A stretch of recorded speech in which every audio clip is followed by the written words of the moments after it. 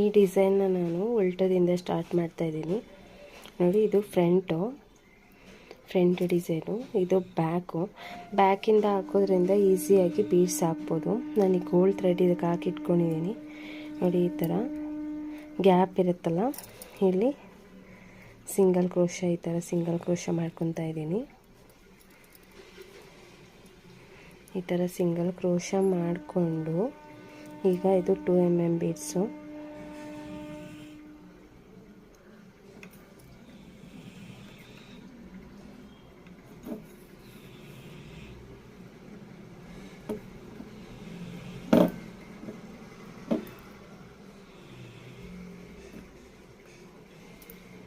ಇದು ಬೀಡ್ಸ್ ತುಂಬ ಚಿಕ್ಕದಾಗಿರೋದ್ರಿಂದ ತೊಗೊಳಕ್ಕೆ ಸ್ವಲ್ಪ ಕಷ್ಟ ಆಗುತ್ತೆ ನೋಡಿ. ಈ ಥರ 2-3 ಬೀಡ್ಸ್ ಹಾಕೋಬೇಕು.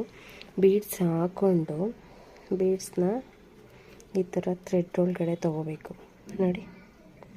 ಥ್ರೆಡ್ ಒಳಗಡೆ ತೊಗೊಂಡು ಇದನ್ನು ನೆಕ್ಸ್ಟು ಇಲ್ಲಿ ಹೋಲ್ ಇರುತ್ತಲ್ವ, ಈ ಥರ ಉಲ್ಟದ ಇದನ್ನು ಹಾಕೋದ್ರಿಂದ ಈ ಹೋಲು ಡಿಸೈನ್ ಮಧ್ಯೆ ಈ ಹೋಲ್ ಇರುತ್ತಲ್ಲ ಅದು ನೀಟಾಗಿ ಕಾಣುತ್ತೆ. ಆವಾಗ ಈ ಹೋಲ್ಗೆ ನಾವು ಹಾಕೋಬೋದು ನೋಡಿ, ಆರಾಮಾಗಿ ಬರುತ್ತೆ